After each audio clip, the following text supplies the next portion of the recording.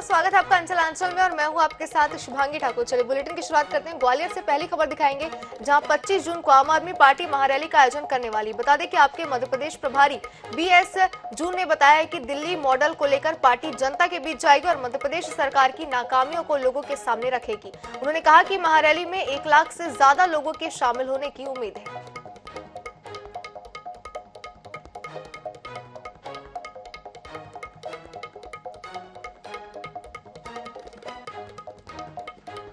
आम आदमी पार्टी ने एक डिसीजन लिया है, निर्णय लिया है कि 25 तारीख को हम ग्वालियर में एक महारैली करेंगे और इन सारे इश्यूज को हम हाईलाइट करेंगे, इनको उजागर करेंगे कि जो मध्य प्रदेश में शिवराज सिंह चौहान जी की सरकार है वो इन इश्यूज पे आज भी उदासीन है।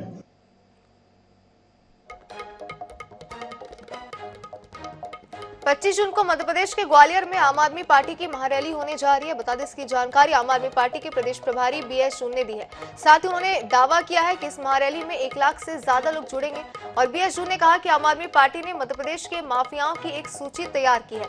सरकार बनते ही माफियाओं के खिलाफ कार्रवाई की जाएगी, किसानों को MSP का उचित लाभ दिया जाएगा और शिक्षा व्यवस्था में भी सुधार किया जाएगा।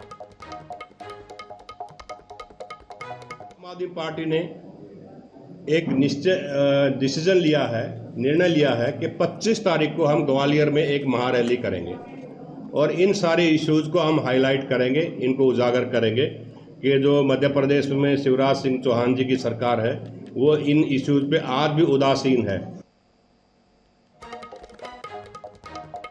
इधर बीजापुर में वनोपज के दाम बढ़ाने की मांग को लेकर ग्रामीणों में गंगालूर साप्ताहिक बाजार का घेराव उन्होंने किया है। घेराव के चलते करीब 4 घंटे तक बाजार में कारोबार बाधित रहा, जिसकी वजह से गल्ला व्यापारियों को बड़ा नुकसान उठाना पड़ा है। ग्रामीण महुआ, टोरा, इमली और आमचूर के दाम में वृद्धि की मांग कर रहे थे। उन्होंने वनोपज की खरीदी पर 4 घंटे तक पाबंदी लगा दी और उन्होंने उचित मूल्य की दुकान से गरीबों को मिलने वाले चावल को बाजार में वनोपज के बदले न दिए जाने की मांग भी की है। हालांकि व्यापारी अधिक कीमत पर वनोपज खरीदी में असमर्थता जता रहे हैं।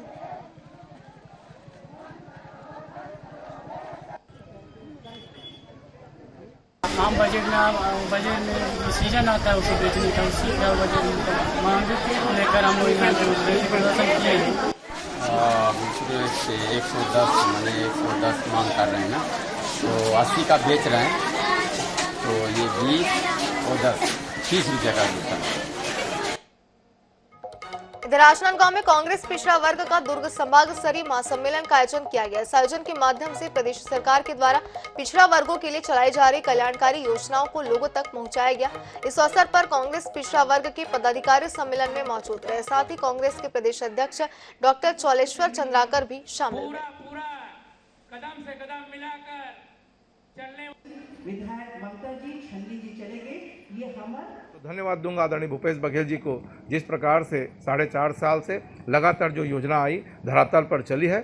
आने वाले दिनों में यही सरकार की योजना हम जनता तक पहुंचाएंगे और पोलिंग बूथ, सेक्टर और जोन तक हमारे पिछड़ा वर्ग के भाइयों के द्वारा जो चुनावी वर्ष है उसमें सहभागिता के साथ हम आगे बढ़ेंगे। उद्देश्य था पिछड़ा वर्ग को उसके अधिकार नहीं देना, इसी अधिकार को मांगने के लिए और सबको संगठित करने के लिए, क्योंकि जब तक आप उस वर्ग तक लाभ नहीं पहुंचने देंगे जो वर्ग की संख्या ज़्यादा है, तो उस वर्ग का व्यक्ति विकास कैसे करेगा। गंजबसौदा कृषि उपज मंडी में व्यापारियों के द्वारा किसानों के साथ हुई मारपीट को लेकर नाराज किसानों ने जयस्तंभ चौराहे पर चक्का जाम कर दिया। साथ ही किसानों ने प्रशासन से व्यापारियों को गिरफ्तार करने और उनका लाइसेंस रद्द करने की मांग की है।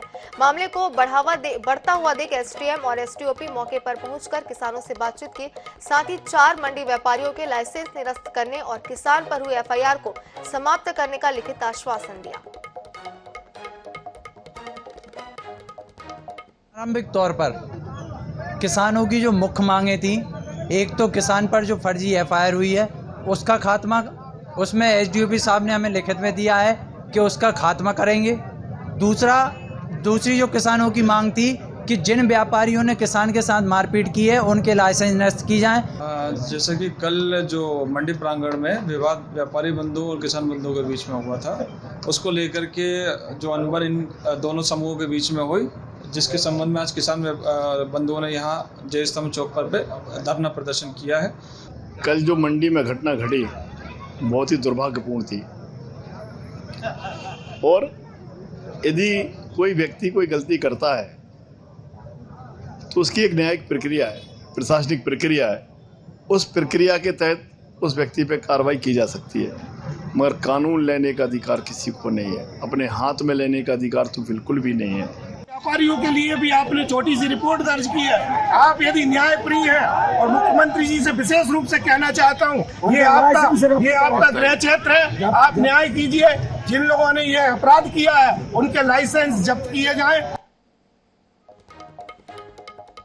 आगे बढ़ते इधर खंडवा कलेक्टर कार्यालय में ग्राम तीरंदाजपुर के नाराज ग्रामीण जन सुनवाई में शिलालेख लेकर पहुंचे, जहां ग्रामीणों ने बताया कि 6 माह पहले विधायक देवेंद्र वर्मा ने पुलिया निर्माण कार्य का भूमि पूजन किया था, लेकिन अभी तक पुलिया नहीं बनी है, जिस कारण हम ग्रामीणों को बहुत सारी परेशानियों का सामना करना पड़ता है। लंबे समय से हम लोग पुलिया निर्माण की मांग कर रहे हैं, लेकिन अभी तक पूरी नहीं हुई है। वहीं नाराज ग्रामीणों ने मांगे पूरी नहीं होने पर चुनाव में मतदान नहीं करने की बात कही है।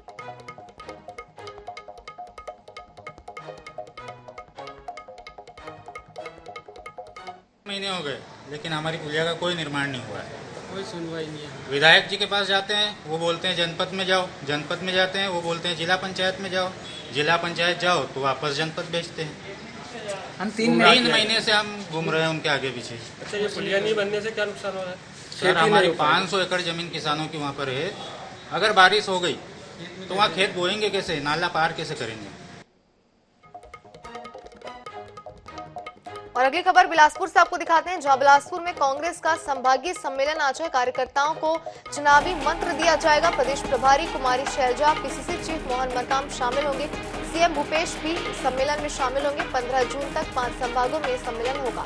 तो आपको बता दें, बिलासपुर से खबर दिखा रहे हैं, जहाँ एक बार तारीख आपको बता दें कि 15 जून तक 5 संभागों में ये सम्मेलन आयोजित किया जाएगा। और बता दें एक बार फिर आपको कि मुख्यमंत्री भूपेश बघेल भी इस सम्मेलन में शामिल होंगे। तो बता दें कि इस सम्मेलन के माध्यम से सभी कार्यकर्ताओं को चुनावी मंत्र दिया जाएगा।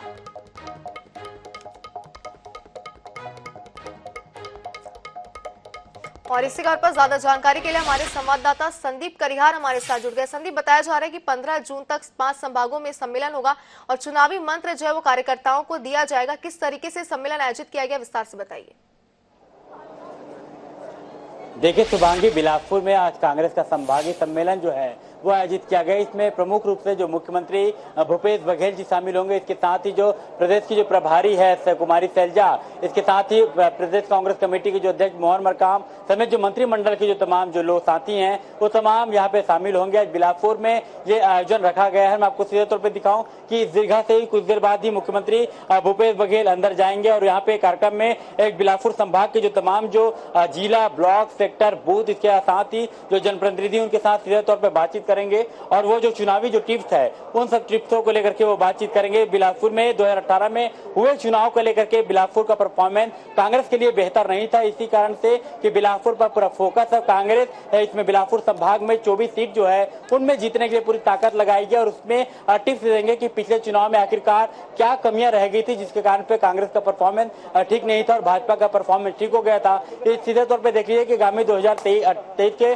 चुनाव को लेकर के बहुत ही ज्यादा जो रणनीति है जो कांग्रेस अब तैयार कर रही है। अब यहाँ सरकार की जो 4.5 साल की जो तमाम जो योजनाएं हैं और जो जनहित पर किए गए काम काज है उसको बूथ, सेक्टर और के माध्यम से भी और ब्लॉक के माध्यम से भी गांव-गांव तक पहुंचाना है और हर गांव में पहुंच करके जो शासन की योजनाओं का लाभ किस तरीके से मिल रहा है और 4.5 सालों में क्या किया गया है और 15 साल में भाजपा ने क्या काम किए हैं, इन तमाम चीजों को लेकर के भी एक गुरु मंत्र है वो दिए जाएंगे। लेकिन आज का जो बैठक है कांग्रेस का बिलासपुर में बेहद बड़ा बैठक है और संभाग स्थित जिसमें कि बिलासपुर है, मुंगेली है, जांजगीर चांपा है, रायगढ़ है, कोरबा, सारंगढ़, शक्ति है, तमाम जिलों के जो जनप्रतिनिधि हैं और संगठन के लोग हैं वो मौजूद हैं। अभी थोड़ी देर पहले ही डॉक्टर चरणदास मान जो कि विधानसभा के अध्यक्ष हैं वो पहुंचे हैं, सांसद उनकी पत्नी ज्योत्सना महंत है और मंत्री मोहम्मद अकबर समेत तमाम जो मंत्री के गण हैं वो भी इस कार्यक्रम में शिरकत करने पहुंचे। तो आज का कार्यक्रम और कांग्रेस के लिए बिलासपुर का दिन बड़ा है। बिल्कुल बिल्कुल, जिस तरीके संदीप आपने बताया बेहद ही महत्वपूर्ण चुनाव के लिहाज से अगर देखें तो ये सम्मेलन बहुत ही ज्यादा महत्वपूर्ण है।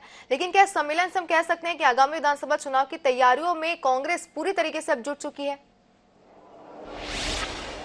जी बिल्कुल, यही एक तैयारी है, यही एक रणनीति का समय है कि जिसमें कांग्रेस कोई भी चूक नहीं करना चाहती और सरकार की योजनाओं को, संगठन की नीति रीति को किस तरीके से एक एक बूथ के कार्यकर्ताओं तक पहुंचना है। और यही कारण है कि बूथ के कार्यकर्ता सेक्टर के प्रभारी हैं और जिला अध्यक्ष हैं और तमाम जो संगठन के लोग के साथ साथ में जो जनप्रतिनिधि हैं उनके बीच एक समन्वय बैठाने की कोशिश है। और आज का बैठक के बाद तय किया जाएगा कि किस तरीके की रणनीति होगी, क्योंकि इस बार भी मुख्यमंत्री भूपेश बघेल के नेतृत्व में चुनाव होना है। निश्चित तौर पे ये रणनीति और ये बैठक है बहुत महत्वपूर्ण बैठक मानी जा रही है, क्योंकि बीच में खबरें आई कि संगठन सत्ता के बीच में किस तरीके से और समन्वय बनाया जाए, तो यही एक माध्यम है। और बिलासपुर संभाग की ये बैठक आज बस्तर के बाद में बिलासपुर में रखी गई है। बिल्कुल संदीप, तो 15 जून तक ये सम्मेलन जो है चलने वाला है। आगे भी जानकारी और अपडेट लगातार आपसे लेते रहेंगे। बहुत बहुत शुक्रिया हमारे साथ जुड़ने के लिए। चलिए अब बात करते हैं विकास के गढ़ छत्तीसगढ़ की। छत्तीसगढ़ की भूपेश सरकार हर क्षेत्र में विकास कार्य कर रही है।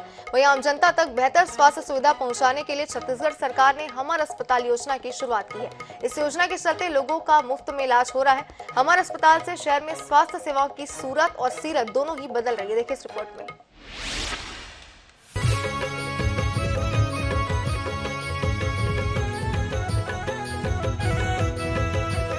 राष्ट्रीय स्वास्थ्य मिशन के सहयोग से गुढ़ियारी के शहरी सामुदायिक स्वास्थ्य केंद्र और राजातला, हाटागांव, फनपुरी स्थित शहरी प्राथमिक स्वास्थ्य केंद्रों का पिछले वर्ष हमर अस्पताल के रूप में उन्नयन किया गया, जहां लोगों को सुबह से लेकर देर शाम तक चिकित्सा सेवा मुहैया कराने के लिए इन अस्पतालों में सुबह 8 बजे से रात 8 बजे तक ओपीडी संचालित की जा रही है। यहाँ के आधुनिक लैब में मरीजों को 42 तरह की जांच की सुविधा मिल रही है। इन अस्पतालों में 150 प्रकार की दवाइयाँ निःशुल्क उपलब्ध कराई जा रही हैं। ये बहुत ही अच्छा है हमारा अस्पताल, जो योजना मुख्यमंत्री साहब ने जो लागू किया है, इससे कई गरीब बच्चों को, यहाँ तक कि बूढ़ों को भी बहुत फायदा मिल रहा है। हर चीज का इलाज जो फ्री में हो रहा है, बहुत अच्छा है। हाँ बिल्कुल, ऐसे अस्पताल अगर खुले जगह जगह तो जितने भी गरीब है जहाँ पर अस्पताल की सुविधा नहीं मिल पा रही है उनको फायदा पहुँचेगा। मैं यहाँ से 3 साल हॉस्पिटल में आई हूँ। या सरकार का सोच अच्छा है, यहाँ सब चीज का निःशुल्क है और सब चीज के इलाज करवाते हैं। यहाँ डिलीवरी नॉर्मल कराते हैं और बीपी, शुगर, खून टेस्ट। कोई पैसा लगता है? नहीं, किसी के इलाज का एक भी पैसा नहीं लगता है। इस योजना का लाभ सभी लोगों तक पहुंच रहा है। सामुदायिक स्वास्थ्य केंद्र को हमर अस्पताल में बदलने का काम सरकार कर रही है। प्रदेश भर से हमर अस्पताल बनाने की मांग हो रही है। यहाँ तक कि दूसरे प्रदेशों में भी हमर अस्पताल योजना की खूब सराहना हो रही है।